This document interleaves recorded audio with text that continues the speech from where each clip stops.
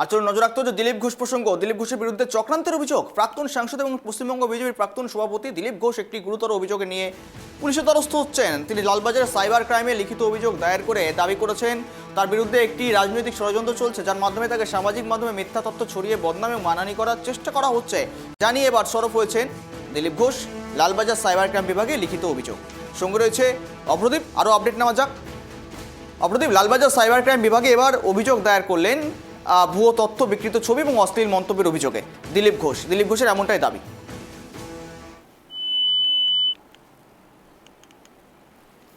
যান্ত্রিক গোলযোগ আমরা বলার চেষ্টা করবো। একাধিক ওয়েবসাইট অ্যাকাউন্টের লিঙ্ক জমা দিলেন পুলিশের সাইবার ক্রাইমের ডিপার্টমেন্টে লালবাজারের অভিযোগ দিলীপ ঘোষ। তদন্ত ও দৃষ্টান্তমূলক শাস্তির দাবি জানিয়েছেন দিলীপ ঘোষ। দিলীপ ঘোষের বিরুদ্ধে নাকি চক্রান্তের অভিযোগ। ইতিমধ্যে সোশ্যাল মিডিয়া দিলীপ ঘোষের বিরুদ্ধে ইতিমধ্যে একটি ভিডিও ভাইরাল হচ্ছে এবং ভিডিও ভাইরাল হওয়ার পর থেকে রীতিমতো সামাজিক মহলে চাঞ্চল্য তৈরি হয়েছে।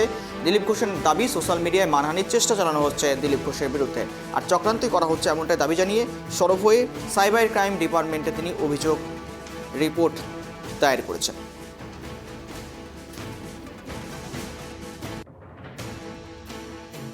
আরও আপডেট নেওয়া যাক। সঙ্গে রয়েছে অভ্রদীপ। একেবারে দিলীপ ঘোষের দাবি ভুয়ো তথ্য, বিকৃত ছবি, অশ্লীল মন্তব্যের অভিযোগে তিনি সাইবার ক্রাইম থানায় ইতিমধ্যেই অভিযোগপত্র দায়ের করেছেন। পাশাপাশি তার বিরুদ্ধে মানহানি করা হচ্ছে, এই বিরুদ্ধে রীতিমতো কিন্তু সরব হয়েছেন দিলীপ ঘোষ। একদমই দেখো, পশ্চিমবঙ্গ বিজেপির প্রাক্তন সভাপতি এবং প্রাক্তন সাংসদ দিলীপ ঘোষের একটি ভিডিও ঘিরে বিতর্ক সৃষ্টি হয়।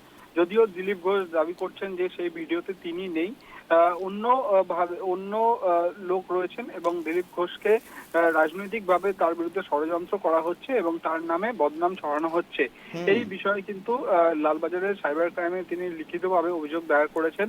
তিনি বলছেন যে তার বিরুদ্ধে একটি রাজনৈতিক ষড়যন্ত্র চলছে, যার মাধ্যমে তাকে সামাজিক মাধ্যমে মিথ্যা তথ্য ছড়িয়ে বদনাম ও মানহানি করার চেষ্টা করছেন এবং তার পাশাপাশি ডিজিটাল প্ল্যাটফর্মে তার ভাবমূর্তি নষ্ট করার বিভিন্ন পরিকল্পিত প্রচেষ্টা চালানো হচ্ছে। এই ষড়যন্ত্রের পেছনে থাকা একাধিক ওয়েবসাইট এবং সোশ্যাল মিডিয়া অ্যাকাউন্টের লিঙ্কও তিনি পুলিশকে কিন্তু প্রদান করেছেন।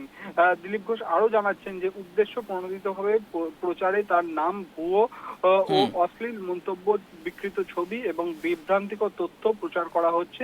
এসবের মাধ্যমে তার রাজনৈতিক এবং সামাজিক ভাবমূর্তি কলুষিত করার চেষ্টা করা হচ্ছে। এই অভিযোগের ভিত্তিতে পুলিশ যেন অবিলম্বে তদন্ত শুরু করে এবং ষড়যন্ত্রকারীদের খুঁজে বের করে আইন অনুযায়ী দৃষ্টান্তমূলক শাস্তি প্রদান করে। তিনি লালবাজারে সাইবার ক্রাইমে ইতিমধ্যেই অভিযোগ জানিয়েছেন। তার প্রতিলিপি কিন্তু রাজ্য পুলিশের ডিজি এবং কলকাতা পুলিশ কমিশনারকেও পাঠানো হয়েছে, তেমনটাই খবর পাওয়া যাচ্ছে। বেশ, ধন্যবাদ।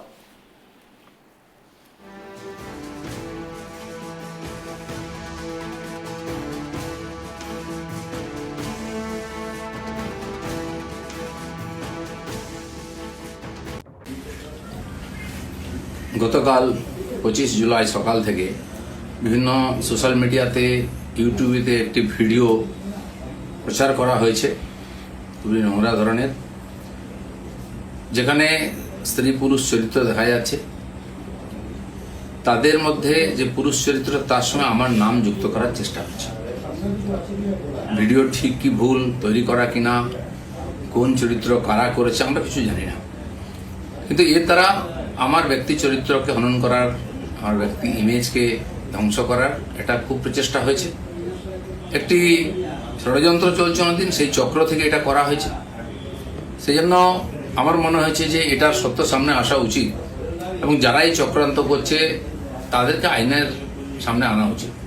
আমি পুলিশের সাইবার ক্রাইমেতে সর্বোচ্চ অফিসেতে আমার তরফ থেকে কমপ্লেন করেছি যাতে এই তদন্ত করা হয় এবং যারা এই চক্রান্তে যুক্ত তাদেরকে এক্সপোজ করে আইনের সামনে আনে, আইনের দ্বারা সাজা দেওয়া হয়।